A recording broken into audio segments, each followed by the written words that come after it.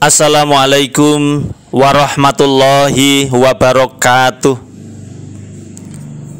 Alhamdulillah wa syukurillah, la khawla wa la quwata illa billah. Ashhadu an la ilaha illallah wahdahu la syarikalah, wa asyhadu anna Muhammadan abduhu wa rasuluh. Allahumma sholli ala Muhammad wa ala ali Muhammad.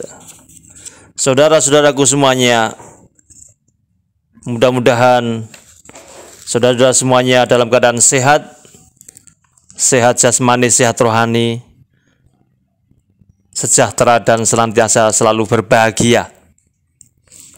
Baiklah, akan saya sampaikan berikutnya adalah masih tentang haji. Adalah haji perlu terobosan. Ibadah haji merupakan ibadah yang dalam pelaksanaannya memiliki persyaratan dan ketentuan tersendiri. Sebagai rukun Islam yang kelima, menunaikan ibadah haji ke Baitullah wajib ditunaikan oleh setiap muslim yang mampu atau istitoah, setidaknya sekali seumur hidup. Selain itu, diperlukan berbagai persiapan yang baik oleh calon-calon jamaah haji, termasuk penyelenggaraannya. Karena berbagai rangkaian ibadah di tanah suci mesti mempertimbangkan kondisi dan keadaan untuk meraih kemakbruran. Perjalanan ibadah haji dalam rentang masa yang sangat panjang memiliki dinamikanya tersendiri. Jarak ribuan kilometer Indonesia dengan Arab Saudi tidak menyurutkan jamaah untuk menunaikan ibadah haji. Bahkan pada masa lalu, pergi haji bisa memakan waktu berbulan-bulan dengan naik kapal laut. Saat itu, para tamu Allah mayoritas para ulama dari berbagai daerah juga menggali ilmu di tanah suci selain berhaji. Kini, tantangannya dengan pertambahan umat muslim dan keinginan berhaji yang meningkat pesat di berbagai belahan dunia perlu diakomodir. Menjelang puncaknya, penyelenggaraan haji kerap menjadi sorotan luas. Karena ibadah haji bukan hanya berkait dengan serangkaian kegiatan ritual seperti tawaf, sa'i, wukuf, melempar jumroh, dan amalan lainnya, melainkan juga terkait dengan serangkaian kegiatan lainnya, mulai dari pendaftaran, pembinaan, pelayanan, penyelenggaraan keberangkatan, dan kepulangan, hingga perlindungan jamaah haji baik di tanah air maupun di tanah suci. Ketua Lembaga Pembinaan Haji dan Umroh Pimpinan Pusat Muhammadiyah, Dr. Muhammad Ziyad, menyebut sudah ada 5,3 juta calon jamaah yang sudah mendaftar dan dalam antrian untuk menjalankan ibadah haji. Selain itu, terdapat beberapa problem serius seperti diantaranya pengelolaan setoran haji hingga adanya inflasi yang mengakibatkan biayanya naik. Saudaraku semuanya, padahal tidak bisa dipungkiri, terdapat jamaah haji yang uangnya terbatas. Muhammad Ziyad menyebut mungkin ada yang sudah jual sawah, ternak, menabung berpuluh-puluh tahun untuk cita-cita mulianya. Maka ini perlu diselamatkan dan perlu perhatian. Menurut riset sementara dari beberapa pakar menyebutkan ada sekitar 40% itu dari kalangan, mohon maaf, pas-pasan. Jadi istitoahnya adalah saat bisa membayar setoran yang 25 juta itu. Ketika nanti naik biaya perjalanan ibadah hajinya yang harus dibayarkan seperti tahun ini, yang membekak naik nanti akan kelabakan. Indonesia menggunakan dua perhitungan. Ada hitungan yang dibayarkan oleh jamaah itu sendiri, biaya itu biaya perjalanan ibadah haji atau BPIH. Lalu ada biaya realnya yang dilaksanakan oleh pemerintah, biaya penyelenggara ibadah haji atau BPIH.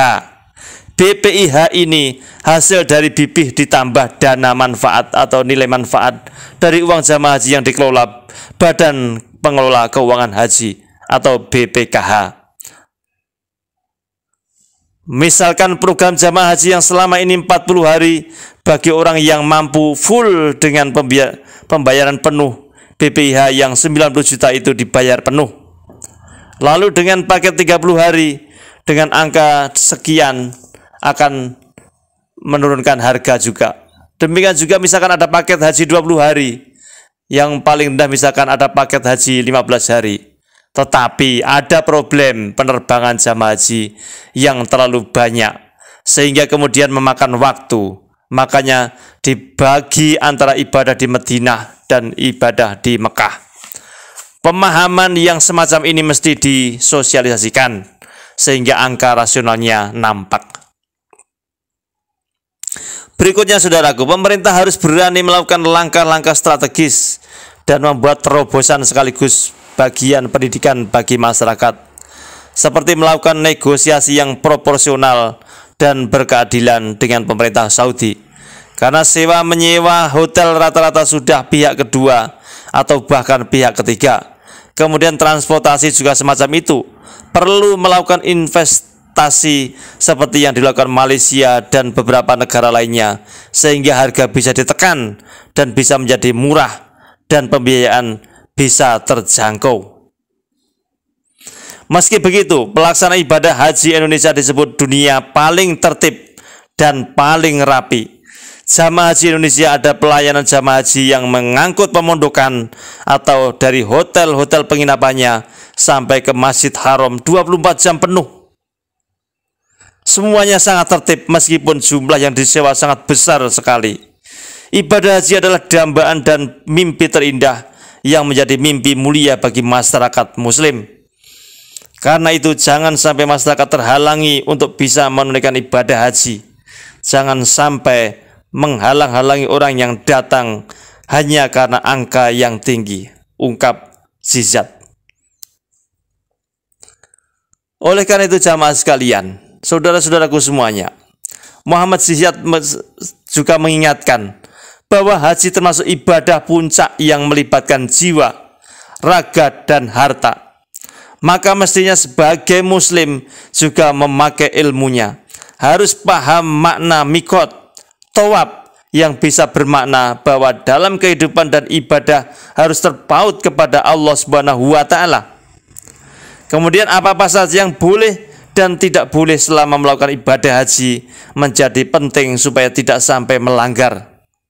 Safa dan Marwah itu simbol yang mulia, di mana sa'i antara dua tempat itu artinya berusaha keras. Berarti kaum muslimin memiliki falsafah hidup agar bekerja keras, diawali dari Safa, niatan yang bersih, suci, tulus dan semata-mata mengharap ridho Allah Subhanahu wa taala. Berakhir di Marwah, artinya sesuatu yang ideal yang mendapat ridho dari Allah Subhanahu wa taala. Berarti dalam kerja kita di dunia ini tidak boleh melakukan cara-cara yang culas, korupsi dan lain sebagainya. Itu sebagai falsafah dari ibadah haji. Begitu juga di Arafah, itu lambang jati diri bahwa sesungguhnya atribut dunia hanya sementara. Atribut yang hakiki sesungguhnya adalah kembali kepada Allah Subhanahu wa taala.